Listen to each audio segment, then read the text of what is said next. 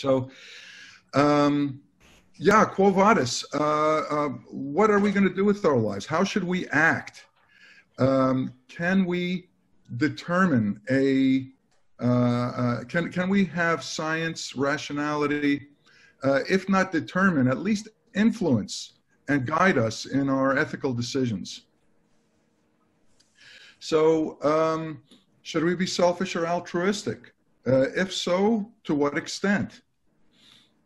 Wealth, prestige, power, sex, are these the things that we should be aiming for? Do the anthropological and sociological records give us any hint as to what we should do? Do they give us any direction here?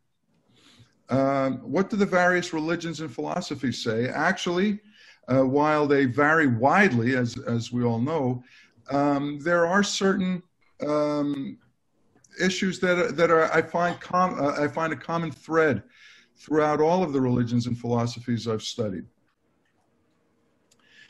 And can we develop an ethics influenced by rationality and evidence? So these are my goals for today. Who should our role models be?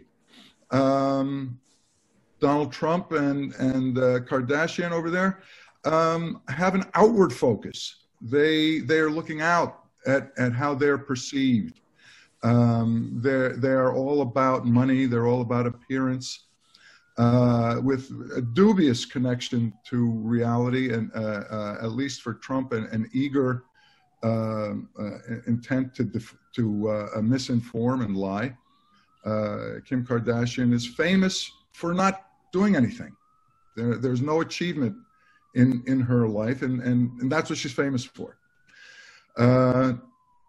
Obviously, we've spoken about Randy and Tony Fauci. Is this who we should be following? The person who's not flashy, person who simply gets down to the science, gets down to the facts, and ruthlessly tells us bad news when that is the case. That both Randy and Tony Fauci are absolutely dedicated to reality as their highest, and truth as their highest goals. So I got this from Michael Shermer's book, and it's a circle of relatedness, and it's kind of how I view my life and my general values. First of all, I do believe the self is our primary value. We're responsible for nourishing ourselves. We're responsible for tending to ourselves, for housing ourselves, and we reap the direct benefits of our actions. It extends outward from there to our families, our extended families, our friends, our neighbors, our communities, our country, and then ultimately the world. When Shermer puts the biosphere here, really nowadays, obviously, we'd want to put the biosphere, I think, a little closer to the center, as global warming is really starting to take front and center, as it should. But this is not a one-way street. There is a complex web of interactions between all of this. And what I see is that while my first duty is to myself, I'm in a complex web of interrelatedness with all of these other things. When we look at the archaeological record, I'm just going to change this for a moment. Yeah.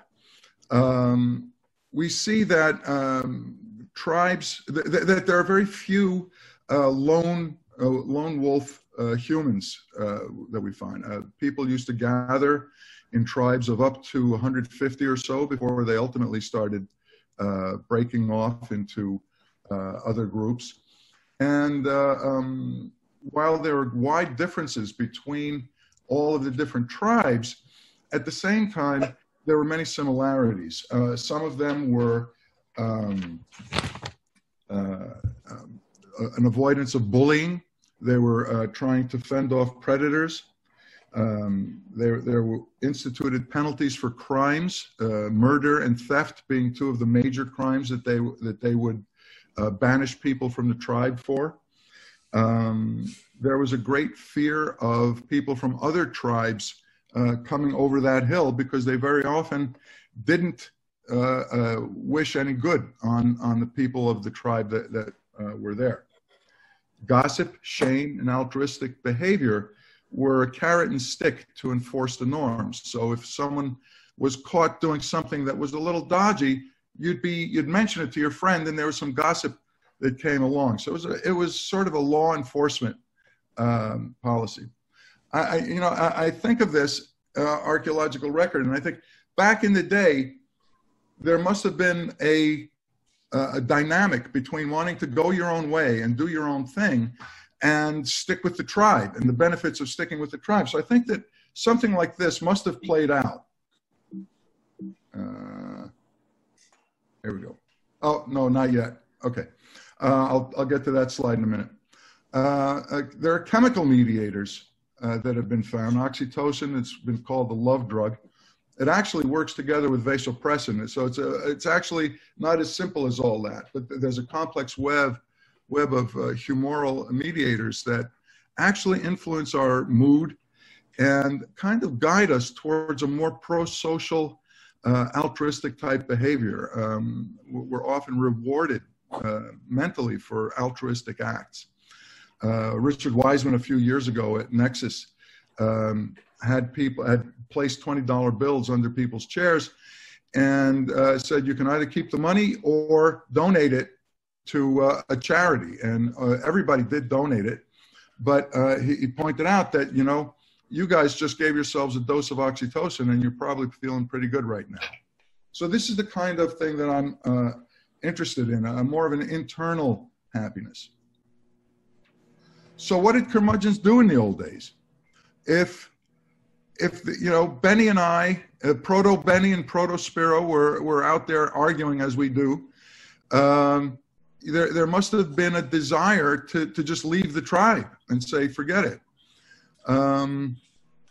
But for some reason we stuck together. So there's a certain glue that's kept people together in spite of their differences. And I think, today we've had some people argue about certain differences and get really vehement about it. And what I'd like to focus on is the similarities that we all share and try to keep the tribe together.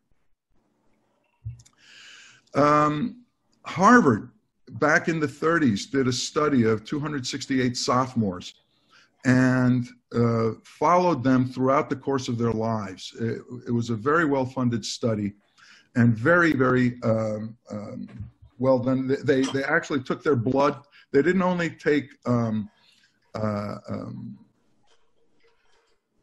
dossiers from them on how they felt, but followed their course through life and their medical histories. They then, in the 70s, included a bunch of men from impoverished areas of Boston, and specifically chose them to be disadvantaged from a disadvantaged background. And what they found was that in the end, there was no real difference between the happiness, the ultimate happiness of the Harvard men and the Southie guys. They found that the most common predictor of both health, longevity, and happiness was your relatedness to other people. The quality of your life bonds. People who were in happy marriages were able to weather bad situations very well. People who were in poor marriages, not so much. People who were alone had great difficulties. And as a matter of fact, loneliness was found to be toxic, so that it was worse than high cholesterol as far as longevity.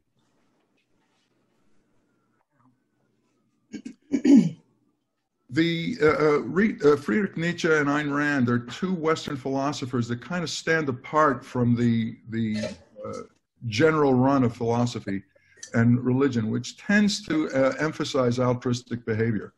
I was a devotee of Ayn Rand for many years, and I'm quite well versed in her thinking. And I found at the end of the day that I really was missing something.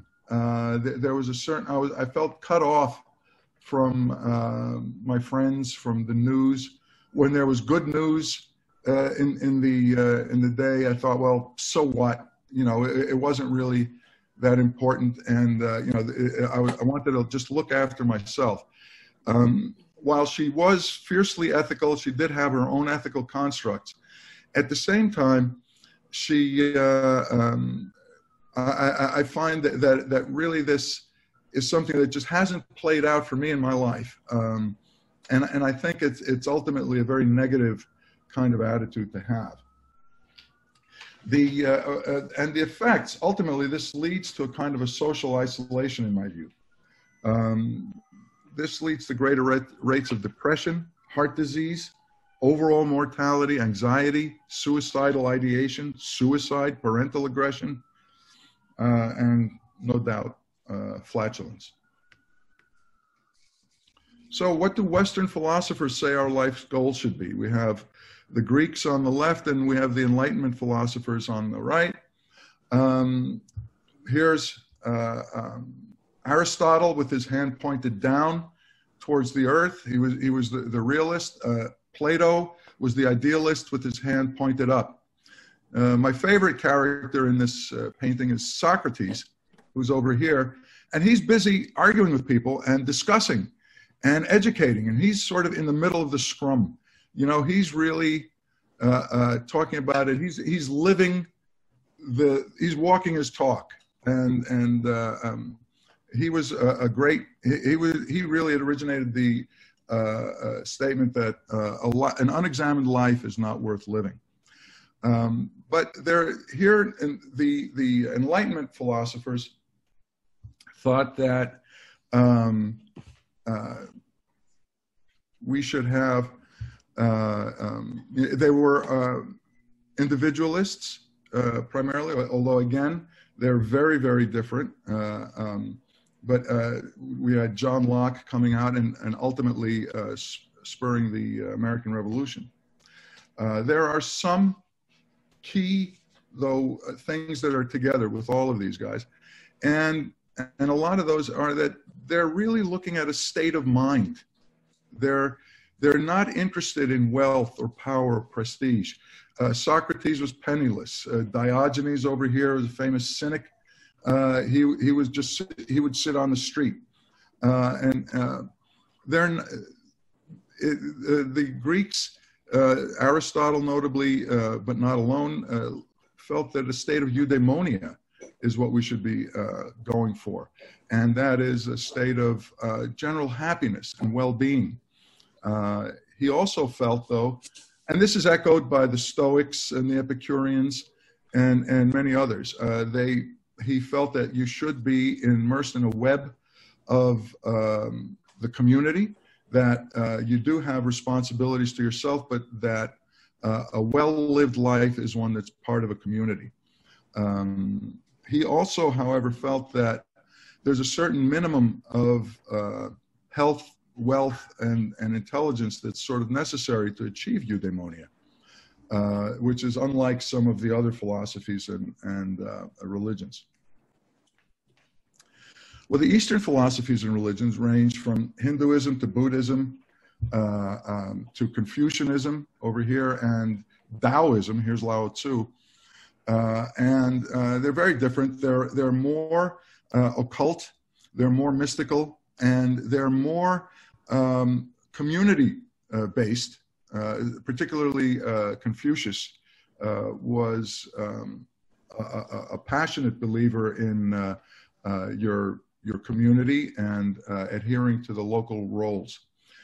Buddhism actually believed in enlightenment, which is again a state of mind. And many of the Stoics that I know are also heavily influenced by Buddhism. So there are some crossovers. The Abrahamic religions, well, they are looking for a spiritual transcendence, sort of something greater than self. The Jewish religion is all about tikkun olam, or heal the world, charity. They are very interested in doing well for others. Christianity came out with all souls are equal before God.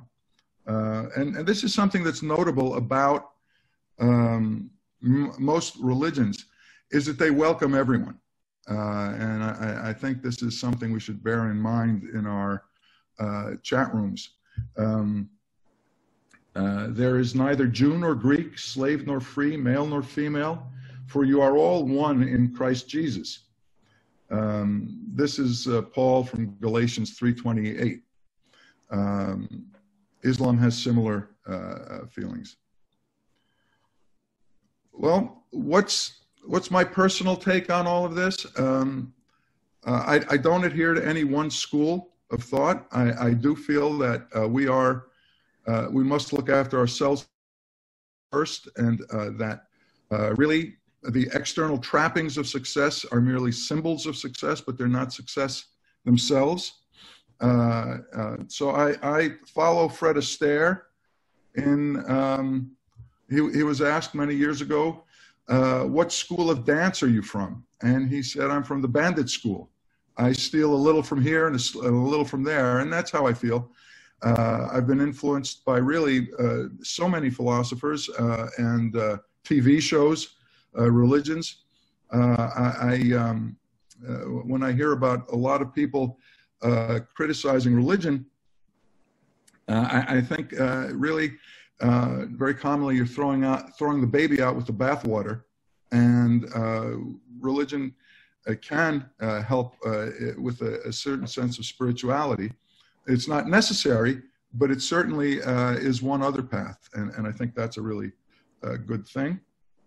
As far as the meaning of life, I kind of think of it as the world as a basketball court. Before we come to it, it's really empty. There's nothing there. We start playing the game of life, and all of the passion, joy, stupidity, humor, laughter, love is there, and it's gone when we leave.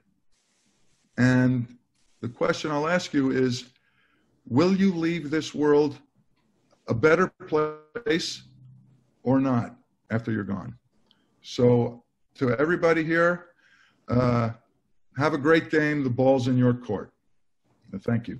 Okay, hold on. Ben Karp. Ben Karp just raised his hand. Ken Karp, but that's okay. I'll roll with that because it's just a basketball court anyway. It's Ken Karp. So Spiro, here's my question. Is there bad philosophy? Is there a philosophy that you would say we got to stay away from, we got to keep those players off the court? Horrible. Yeah, absolutely. Nietzsche and Ayn Rand are really just a mess. Nietzsche actually believed that the strong are merely hampered by ethical constructs constructed by the weak, and that that ethics, a system of ethics, is actually just a ball and chain used to hamper the strong. And he was all about breaking laws and breaking chains. Ayn Rand really, while there were, there was a lot of value there. I think that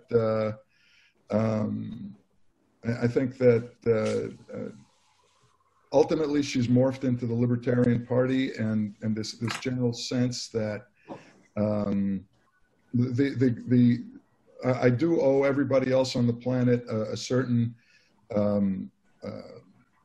due, but that is that I'm just not going to get in their way.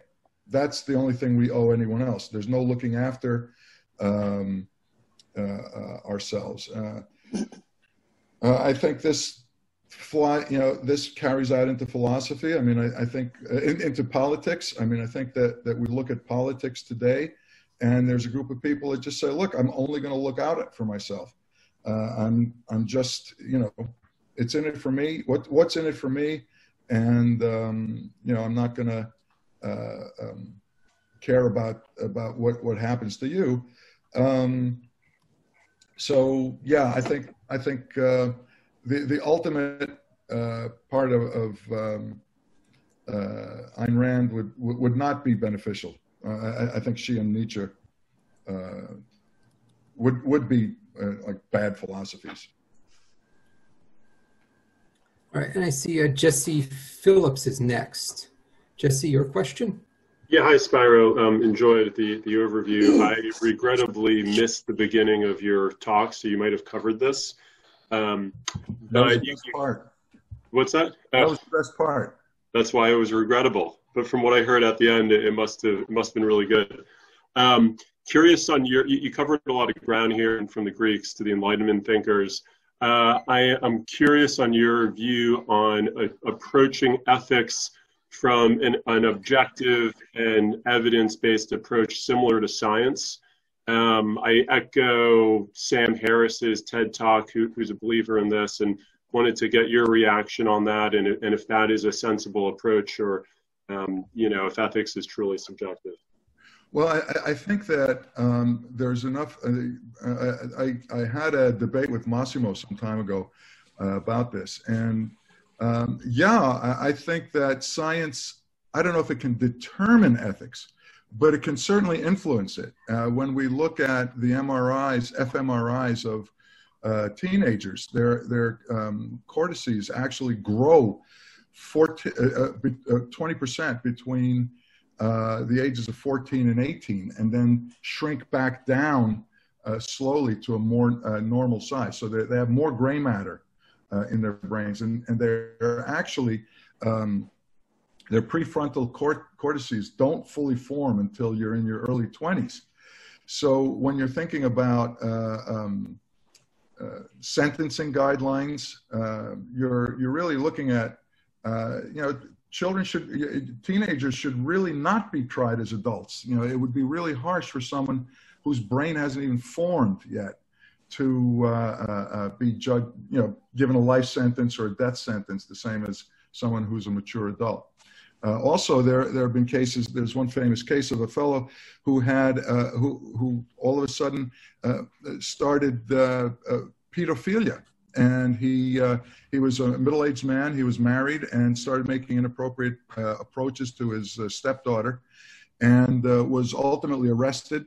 And he was about to be sentenced, and had an incredible headache.